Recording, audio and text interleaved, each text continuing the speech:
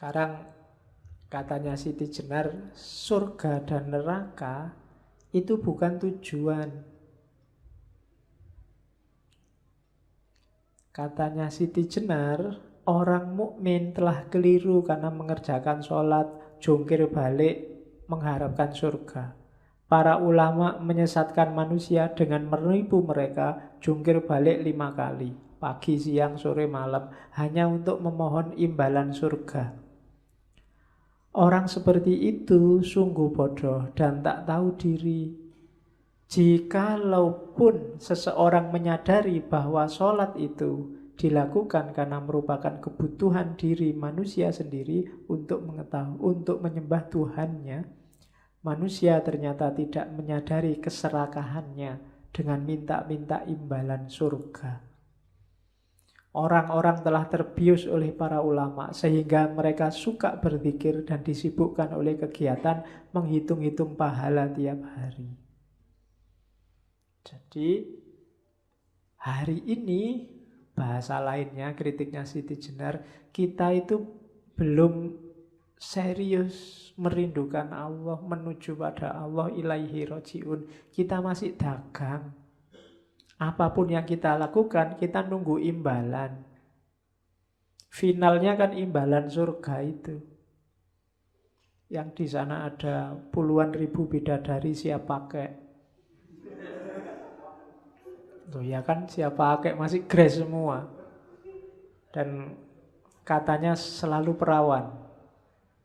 Saya tidak tahu kamu seneng apa enggak kalau perawan terus-terusan. Katanya perawan itu susah, jadi tiap hari susah kamu nanti. Perawan terus. Oke, jadi itukah yang ada di kepalamu kan gitu. Tidak apa-apa Pak, saya sengsara. Besok di surga aku mau balas dendam. Lah, pikirannya masih surga. Allahnya lagi-lagi di luar radar. Ya bahasa lain ajarannya Siti Jenar itu, ya level-level dasar anak-anak kecil yang kalau mau sholat nanti tak kasih hadiah, itu level surga neraka. Kita yang sudah dewasa keimanannya masih itu. Masa masih mimpi surga dan neraka? Milih mana, dikasih surga dan neraka tapi tanpa Allah, atau misalnya begitu. Bisa saja surga neraka tapi tanpa Allah, kalau Allah mau. Atau Allah saja nggak dikasih surga neraka juga tidak apa-apa. Atau otomatis kalau kita dekat sama Allah dikasih surga. Atau sudahlah, nggak usah dipikir imbalan itu. Kita jangan dagang lagi sama Allah. Kurang apa Allah ngasih kita kok masih minta aja. Kita dibikin ada itu sudah luar biasa loh. Karena kita bisa tidak ada. Tapi Allah mengizinkan kita ada, itu sudah harus terima kasih luar biasa. Kita bisa menikmati macam-macam sekarang. Itu izinnya Allah. Lah kok sholat sehari cuma 5 kali, itu pun tidak ada 3 menit. Nuntut imbalan surga. Kayak Allah belum pernah ngasih apa-apa. Itu bahasanya Siti Jenar. Surga dan neraka itu letaknya pada manusia masing-masing. Orang bergelimang harta, hidupnya merasa selalu terancam oleh pesaing bisnisnya. Tidur tak nyenyak, makan tak enak, jalan pun gelisah. Itulah neraka. Sebaliknya, seorang petani di lereng gunung terpencil, hasil bercocok tanam cukup untuk makan sekeluarga, menempati rumah kecil yang tenang. Tiap sore dapat duduk santai di halaman rumah sambil memandang hamparan sawah hijau. Hatinya sesejuk udaranya, tenang jiwanya, itulah surga. Kehidupan ini telah memberi manusia mana surga, mana neraka. Kalau memang nyari surga neraka, ngapain sih nunggu besok? Ayo dibikin surga kita sendiri, sudah bisa, sudah cukup.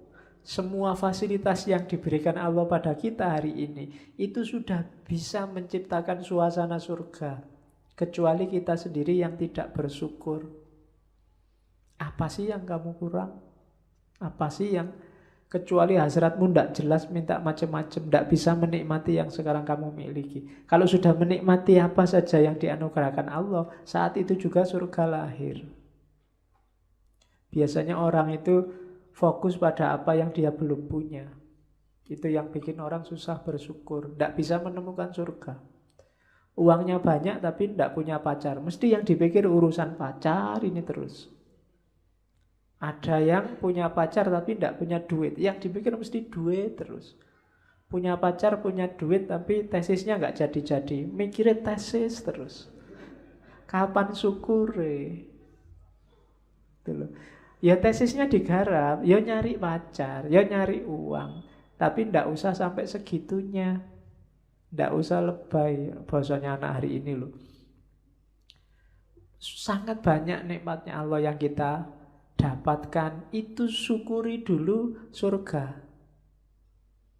Cukup segelas kopi nongkrong depan kos-kosan sambil sarungan. Tuh, kalau bisa menikmati kan inilah surgaku. Kan enggak masalah. Ya. Oke. Lu enggak apa-apa tuh. Itu surga. Enggak usah nunggu lama-lama besok di akhirat. Kamu enggak mesti masuk surga masalahnya. Nikmati sekarang aja. Oke, terus. Nah, sekarang fondasinya. Fondasi sholat itu syahadat.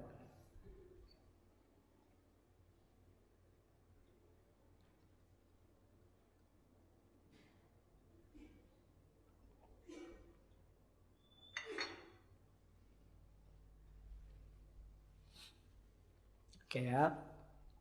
Di sesi sebelumnya ketika ngomong sesi Tijenar, syahadat itu ada namanya sasahidan, ada panjang pakai bahasa Jawa. Cuma saya tidak nukil di sini sampai detail, kita ambil semangatnya saja. Maksudnya sasahidan itu. Jadi syahadat yang tidak cuma di mulut, tapi diinternalisasi dalam diri dan pastinya diwujudkan dalam perbuatan. Ya kalau sekedar asyhadu alla ilaha illallah wa asyhadu anna muhammad rasulullah, syahadat paling mantep itu jatahnya tukang adzan. Kalau adzan kan mantap sekali syahadatnya. Nggak, bukan itu, yaitu mulutnya memang mengucapkan syahadat.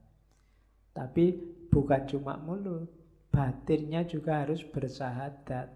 Dan anggota tubuhnya juga harus bersyahadat. Jadi kesaksian bersyahadat itu apa sih? Yang menunjukkan aktivitas bahwa, yang menunjukkan bahwa kita percaya ada Allah. Aktivitas kita sering tidak menunjukkan bahwa kita percaya ada Allah. Misalnya putus asa, itu menunjukkan kita tidak percaya ada Allah. Misalnya menuruti hawa nafsu terus-terusan, itu menunjukkan kita tidak percaya ada Allah. Melakukan kejelekan sekecil apapun, itu menunjukkan kita tidak percaya ada Allah. Mulut kita bersyahadat tapi tubuh kita belum. Jadi syahadat itu kan makna letternya kesaksian. Kesaksian itu tubuh kita jadi saksi syahadat. Jadi tidak cuma mulutnya, aktivitas kita sehari-hari jadi saksi bahwa kita yakin Allah itu ada dan kita nomor satukan Allah. Itu namanya bersyahadat. Ada cerita populer muridnya Sunan Kalijogo yang namanya Syekh Jangkung. Syekh Jangkung ini kabarnya murid yang tidak terlalu pinter, orang desa. Satu ketika ada tes baca syahadat. Muridnya dites satu-satu oleh Sunan Kalijogo dan sukses. Fasih semua, tajwidnya luar biasa semua. Nah, yang ketar-ketir Syekh Jangkung ini, mungkin orang Jawa. Baca Arabnya ya mesti tidak fasih. Alaihim mungkin jadinya ngalaihim. Cuma begitu jatahnya dia baca syahadat, dia tidak mengucapkan syahadat, tapi naik ke pohon kelapa yang paling tinggi, terus menjatuhkan dirinya. Dan tidak tewas ternyata. Ketika semua orang merubung dia, wah sampean kok gitu? Disuruh syahadat aja tidak stres, tidak bunuh diri. Ya. Jawabannya Syekh Jagung, loh ya ini syahadatku. Menunjukkan bahwa aku yakin 100% Allah itu ada. Segalanya diatur dan ditentukan oleh Allah. Kalau belum waktunya mati ya tidak mati. Yakin aku 100% dan tidak mati. Ada yang berani nyoba? Tidak, kok disalah kayak gini nanti. Ini gara-gara ngaji filsafat ini. Nah itu contohnya, ya tidak harus sevulgar itu. Tapi usahakan aktivitasmu sehari-hari menunjukkan bahwa kita ini orang yang bertuhan. Kita ini orang yang percaya pada Allah loh. Itu loh. Marah sampai segitunya. Nah, itu menunjukkan nggak percaya kalau ada Allah. Itu kan semua juga skenarionya Allah. Termasuk gelas yang jatuh. Oke. Terus, di samping anggota tubuh juga yang paling utama karena anggota tubuh itu ada kendalinya yaitu hati. Makanya ada istilah pembatinan syahadat. Pembatinan syahadat itu itu kalau bahasanya di kalimat itu mengheningkan cipta.